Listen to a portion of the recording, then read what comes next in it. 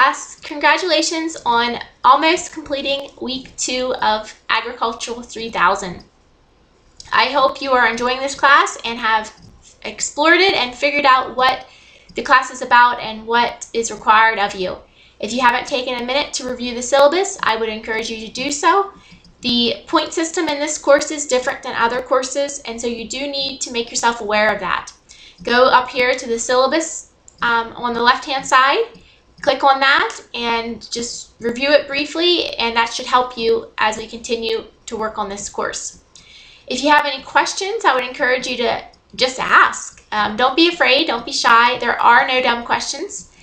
If you want to ask questions and have the feedback provided for everyone, go ahead here and click on Questions Help Me. Post your question and I will respond. If you would just like the question to come directly to me, just email me and I will get right back to you. If you haven't taken the time to look at the suggested due dates, please do. They are there for a reason. They help you to finish this course on time and to pass the course. So Quest 1, the due date identified was May 28th. That was 2 days ago. If you haven't finished Quest 1, please take the time to do so this weekend and get started on Quest 2. Quest 2 is a very important quest because you're doing your research on that quest and you'll be using the library or your local library to get some good sources.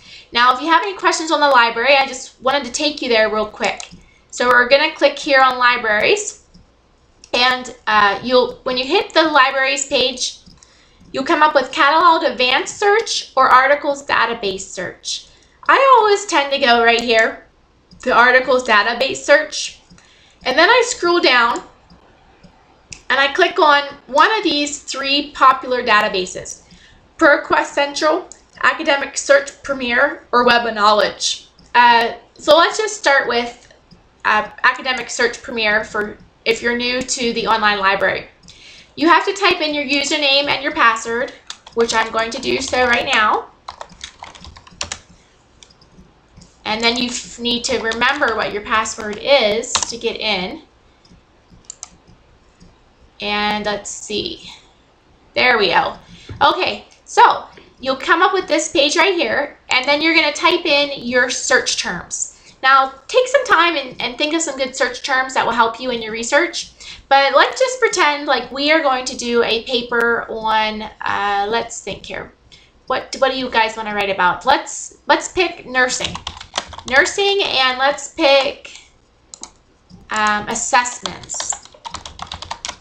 So you want something about nursing and you want something about assessments. Now, yes, this is really broad and we would want to focus it to have a really good research question. But just for an example here, you would hit search and you've come up with 27,362 results.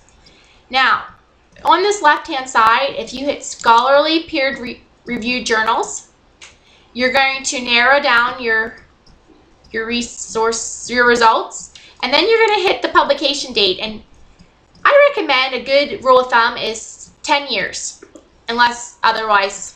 So go up here to 2004, and let's see what we end up with. Okay, so it narrowed it down just a little bit more. Now, you obviously, this is going to be a little bit overwhelming if you end up with that many sources. So you are going to want to put in another search term and narrow down your search. But it's fairly easy. It's fun. You can click here. For example, here's a full text for the article. You can pull it right up, and let's just say this is one of your sources. So there's the library for you. If you have any questions or concerns, please let me know. If you need help with your research question, please contact me and I'll help you brainstorm. And if you haven't attended an online supplemental instruction session yet, our first one was last week, and the second one will be this week at Wednesday at 8 o'clock. So try to attend that. It's a great way to interact with your peers and to help each other. So have a good weekend and let me know if you need me.